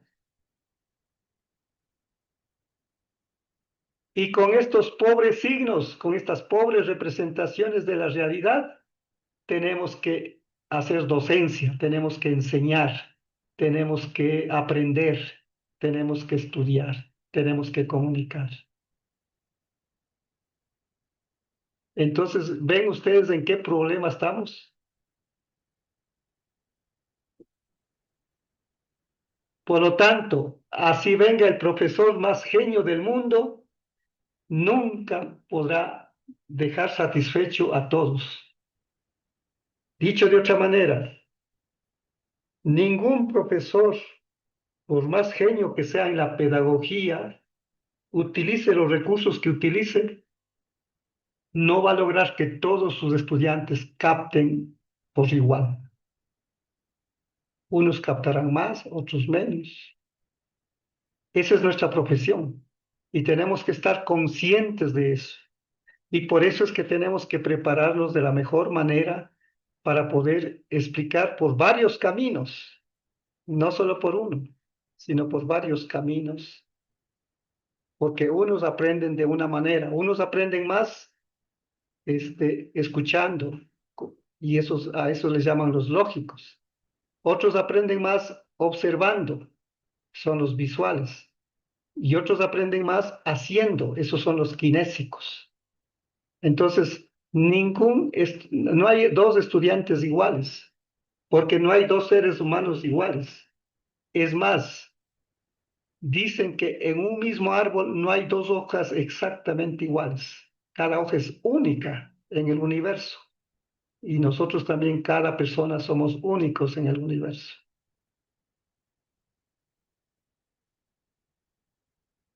Y además, si la enseñanza, el aprendizaje lo hacemos con signos que no han sido representaciones completas, perfectas, entonces siempre tendremos estudiantes que tienen dificultad en comprender. Entonces tenemos que explicar de otra manera. Entonces para eso estamos aquí. Y finalmente también quiero animarles, ¿no? La educación bilingüe está sometida al Ministerio de Educación. Cuando la creamos libre, autónoma en el año de 1988, cuando yo fui dirigente de la CONADI. Yo mismo preparé el decreto para el presidente de la República. Y le convencí al ministro de esa época con un libro que se llama Comunidad, Escuela y Currículum, que publiqué ese año con la UNESCO, y le dije, como indígenas hemos hecho esto en el gobierno de Febres Cordero, ahora con ustedes vamos a hacer algo mejor. Entonces, el ministro ante eso se sintió emocionado y no fue fácil la creación de la educación bilingüe. No hubo muertos, por supuesto, no, no. Yo cuando he sido dirigente he tratado de cuidar a que ningún compañero caiga, ¿no? Eh, en el año 2009 hubo muerto un compañero Shuar Bosco Bizuma, pero fue por defender los territorios, ¿no? Del extractivismo, de las minas. Era profesor, pero por educación bilingüe no. Yo siempre voy a cuidar, eh, o sea, y si alguna vez tuviera que encabezar, y como me tocó hacer también en el año 2009 cuando nos quitaron la autonomía, yo tengo que estar al frente, no, no desde el escritorio, sino ahí. Así que eh, no hubiera habido levantamiento de 90 sin educación bilingüe. Tuvimos autonomía desde la creación, luego pasó la ley de 1992, que es una ley pequeña, que voy a conseguirme para que ustedes lo tengan, porque es de 4 artículos nada más. Y luego ya en la Constitución de 98, en los derechos colectivos, que ahí en esa Constitución ya se puso en el 98, ahí ya el derecho número 11 era contar con el sistema de educación intercultural bilingüe. Por lo tanto, ahí éramos dueños de educación bilingüe y por eso creamos las direcciones provinciales, que algunos administraron bien, otros administraron mal, pero ese ya es otro problema. Pero la autonomía estaba ahí. Pero en la del 2008 ya no somos dueños, sino sí es del Ministerio de Educación. Ustedes pueden ver. Y esos artículos fueron redactados por mí, pero los asambleístas los recortaron. Eso les contaré la historia, porque yo fui a Montecristi. No está como yo los llevé, o sea, los recortaron dos asesores españoles, Monedero e Iglesias, que ustedes habrán oído, que son ahora políticos en España. Ellos eran los asesores. Y el Ecuador le pagó $600.000 por ese asesoramiento. Entonces, yo quería poner con la autonomía y además con que sea desde la IFC hasta la universidad, o sea, lo que es ahora el Amauta Iguazí, pero como público, porque la Amauta Iguazí en ese tiempo era privada, sin financiamiento del Estado. Entonces, eso me recortaron. Y por eso es que recién el Amauta Iguazí salió como público en el año 2017, porque a la privada le cerraron en el 2013, ¿no? Ustedes tienen que saber todo eso. Entonces, este momento yo no estoy pensando, quizás porque ya en la Constitución pues ya nos sometieron y en la ley peor todavía. Y entonces, en donde tenemos que nosotros sentirnos fuertes es en la ciencia. Y ustedes ven que tenemos ciencia. Entonces, en este momento no estoy preocupado por las constituciones, ni las leyes, ni esa cosa, porque ya sabemos que ahí puede estar escrito cualquier cosa, pero no sirve para nada. Entonces, tenemos que formarnos. Así que por eso les invito a que ustedes pongan todo el empeño para formarnos al más alto nivel. Y ojalá, pues, yo tengo algunos sueños más todavía en el campo científico. O sea, ¿por qué? Porque en las leyes, en las constituciones se nos burlan de nosotros, ¿no? Pero en la ciencia, ahí sí, ahí va a ser muy difícil que nos sometan. nos dio encontrado este camino y por eso estamos aquí. Así que les animo a que pongan todo el gusto, todo el empeño.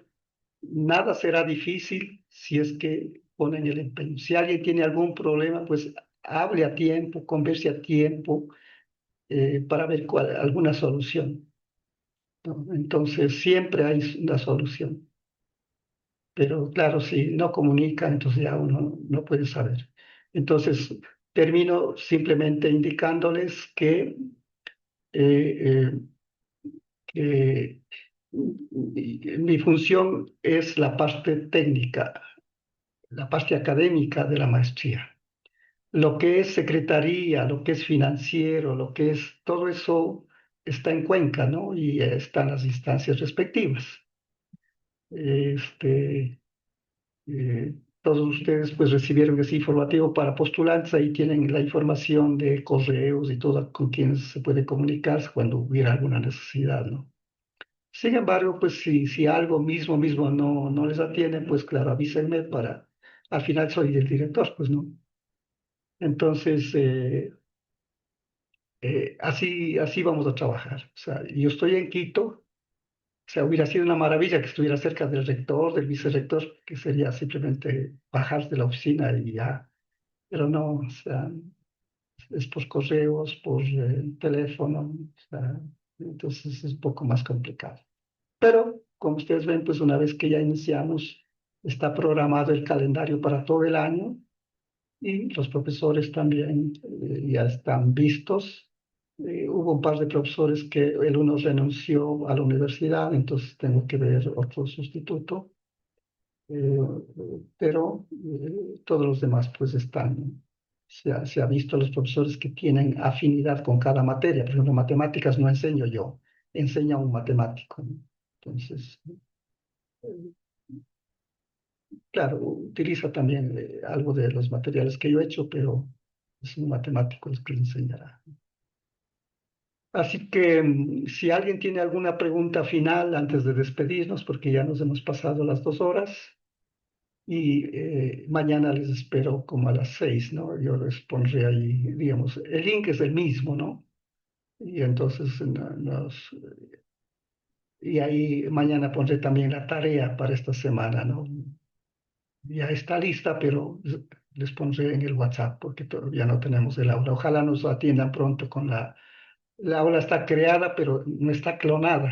Y clonada quiere decir poner todos los materiales y ya lo trasladan a la nueva aula. Y también que les pongan a ustedes allí, porque para que puedan ingresar al aula, pues los nombres tienen que estar ahí y eso van a tener que poner manualmente, porque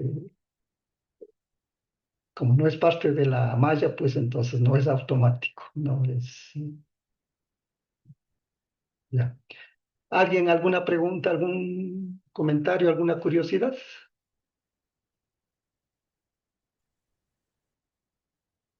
Eh, profe, ahí sería posible entonces que nos comparte el calendario del grupo, por favor. Sí, de esta semana sí les voy a poner allí para que no podía hacer nada mientras no haya la autorización. Es por seguridad de ustedes también, ¿no? Pero ya Yes. está. Bueno, a ver, ¿alguien más quería hablar? Creo que eh, Ramón, tal vez.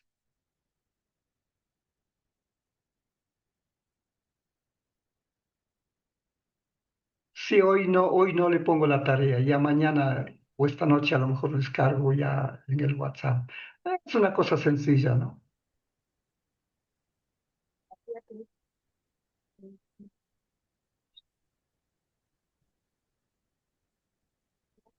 Ya. Entonces, nos vemos mañana. Ya, hasta mañana, gracias, Lisa. Que descansen. Gracias, doctor. Hasta mañana. Ya, hasta luego, nos Así vemos es. mañana. Hasta mañana, mi estimado doctor.